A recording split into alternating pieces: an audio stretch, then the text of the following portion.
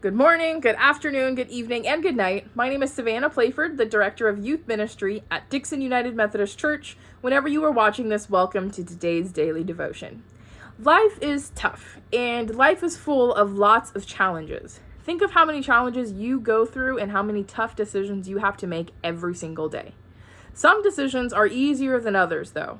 For example, deciding what to eat and what to wear might be pretty easy. But deciding how you will spend your free time and how you will respond to others, even when you're a little bit upset, might be a little difficult. There are also some uncomfortable moments throughout the day and throughout our life that may hinder us from pushing forward or moving through. Pushing through things can be kind of hard to do. Not to worry though, the Bible tells us lots of different stories of people who witnessed and went through the unthinkable, went through all these hardships and challenges, but continued to push through. Today, I want to remind you of the story of Joshua. Joshua and the children of Israel walked through the wilderness for 40 years. 40 years! That is so long. Most of us would not even be able to survive a 40-minute hike. 40 years? That sounds tough. And there was a lot of commitment there. When Joshua and his followers were going through this walk in the wilderness for 40 years, they were eventually hoping to get to the promised land.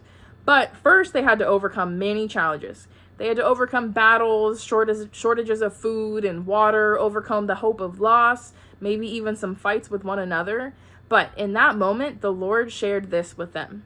Joshua 1, verses 8 through 9 says this: "Never stop speaking about this instruction scroll. Recite it day and night so you can carefully obey everything written in it. Then you will accomplish your objectives and you will succeed. I've commanded you to be brave and strong, haven't I? Don't be alarmed or terrified, because the Lord your God is with you wherever you go." These are some comforting verses and some comforting words, right? They can apply to literally anything that we go through. And the best part is they're still relevant today. But these verses are saying to be strong. So what does that mean? Well, my definition of being strong and your definition of being strong are very likely not the same. And what we think is being strong versus what God thinks is being strong is also probably not the same. Here, the Lord is saying to be strong and have courage is just trusting Him. It sounds so simple, right? Why is that? Because the Lord is with us wherever we go, and therefore we do not have to worry. In the story of Joshua, Joshua did not have all the answers. He just had faith. He went forward in his journey and walked through faith. God is powerful and all-knowing. He has the answers and the strength that we need to overcome any challenge.